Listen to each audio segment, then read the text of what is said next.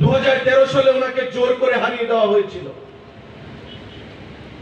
দক্ষিণ জয়নগরের একটা booth centre নির্বাচনের দিন জোর করে কমিউনিস্ট পার্টি সেদিন তাকে জোর করে পরাজিত করে। ফলাফল যখন বেরোলো, আমরা যখন বললাম যে আপনি রিকাউন্টিং করুন, আমাকে পরিষ্কার ভাষায় সেদিন অন্য সঙ্গীদের সঙ্গে পরিষ্কার ভাষায় বললেন যে আমি শশধর দত্তের ছেলে, আমি রিকাউন্টিং করিয়ে সেখানে জিততে চাই না। ইতিমধ্যে সরকার বামেরা করে ফেলেছে, এই রামনগরের জয় পরাজয় দিয়ে কিছু হবে না।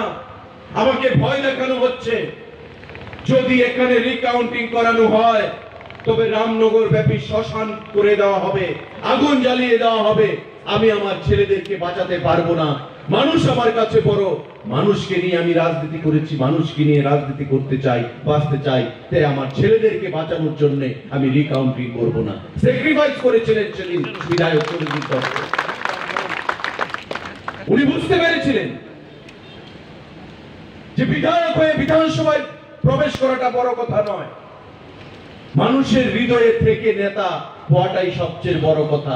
যিনি মানুষের হৃদয়ে থাকেন, যাকে মানুষ ভালোবাসেন, উনিই হচ্ছেন আসল নেতা, যেটা সুরজিৎ দত্ত ছিলেন আমাদের হৃদয়ের মধ্যে। বন্ধুরা, রামনগরের হৃদয়ের মধ্যে, মানুষের হৃদয়ের মধ্যে মন্ত্রী করেছেন, বিধায়ক করেছেন এবং ত্রিপুরা রাজ্যে একটা জননেতা হিসাবে নিজেকে তৈরি করতে সক্ষম হয়েছিলেন রামনগরবাসীর আশীর্বাদ নিয়ে। বন্ধুরা, আজকে সেই রামনগরবাসীকে আপনাদের দ্বিতীয় নেতা হিসেবে কাকে চাইছেন সেটাকে বেছে নিতে হবে, এবং পাশাপাশি আমাদের পশ্চিম আসনে লোকসভায় কাকে আপনারা চাইছেন সেই প্রার্থীকেও আপনাদের বেছে নিতে হবে। বন্ধুরা, আমরা আহ্বান জানাচ্ছি প্রতিটি গণদেবতাদের কাছে যে একদিকে লোকসভা নির্বাচন, একদিকে বিধানসভার উপনির্বাচন।